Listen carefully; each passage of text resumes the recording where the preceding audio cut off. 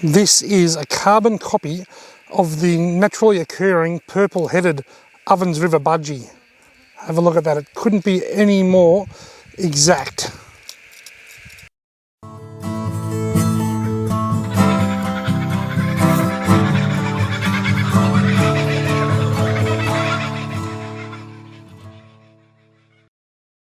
G'day folks, today I want to do a review of this awesome little lure. This is the Chasebaits Smuggler. It's a budgie. It looks like a budgie except it's purple and I've never seen a purple budgie. It's a purple budgie. Now Chasebaits, I've done a review on Chasebaits once before for the Chasebaits Drunken Mullet. This time it's the Chasebaits Smuggler. It's called a smuggler because here in Australia we often refer to underwear, men's underwear as budgie smugglers or men's Speedos as budgie smugglers. When I'm wearing underwear and I look in the mirror, I think it's more like pelican smugglers or swan smugglers. But anyway, it's called a smuggler, named after the Aussie saying for underwear, budgie smugglers. It's a budgie, it's a budgie surface lure that looks like a budgie. Now, what do I think of this lure? This is 100% non-biased. I have no affiliations with Chasebaits.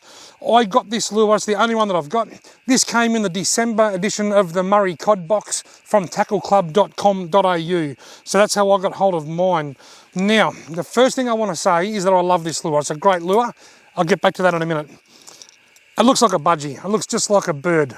Personally, I think that is just a pure gimmick on any lure. I've seen little bardy grub lures. I've seen rooster lures, chicken lures.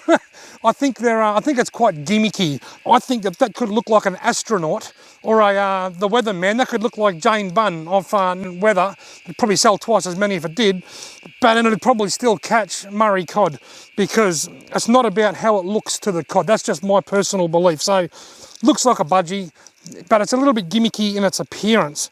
But what about its performance? It is on point. It is an amazing lure, and I honestly, genuinely mean that.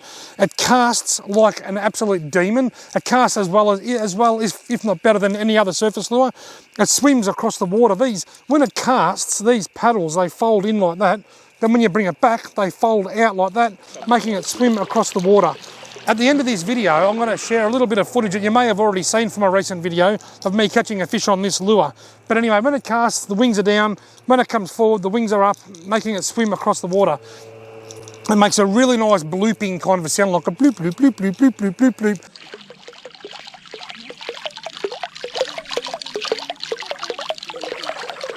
It sounds fantastic, it casts fantastic, it swims fantastic. I would imagine that just like any other lures of this type with these little metallic flaps, that at some point in time they may become bent and they may need to be straightened up with a pair of pliers. At this stage I haven't had to do that with this lure, but I know that other sorts of lures with this design are notorious for that, so that could be a possibility.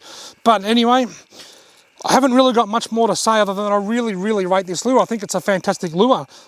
One issue that I have had, and it's not often, all lures tangle from time to time. Some lures the hook gets stuck behind the shoulder, some lures the hooks catch each other.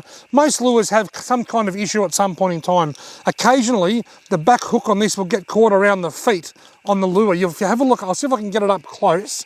If you have a look underneath this lure, you'll see it's got a couple of feet just here. Occasionally, the back hooks will get caught on that foot. I reckon you could just about get a set of side cutters and cut them off if you needed to. That's just my theory. But that doesn't happen often. It's quite rare. Up here you'll see it's got these little metallic things that stick out. They make that sound. They just help make it audible on the water. They help to make it that little bit louder on the water. It's got a ball bearing system inside it, so it rattles. This lure has a large presence on the water. It's not a subtle lure in any sense of the word. If you're in an area that gets fished a lot and it's really clear water and you want something subtle, this might not be the choice.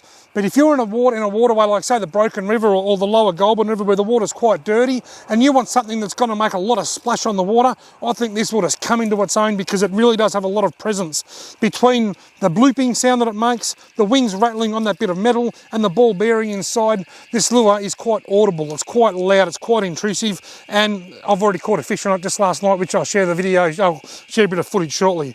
So, Chasebaits Mumbler, I'll put a link down below to the Chasebaits website. You can't buy directly from the website. I'm not sure who to send you to buy these. I got mine, as I said, in the Tackle Club box in the December Tackle Club. Chasebaits, Chasebaits Smuggler. I might have just called it a mumbler again. Chasebaits Smuggler. I really like this lure. I recommend this lure. I have no qualms whatsoever in suggesting this is a cod lure. I think if you're fishing in dirty water in particular, you'll really like this. All right, I'll share a little bit of footage now that I filmed. You may have already seen it, and I'll just give you an idea on how this works.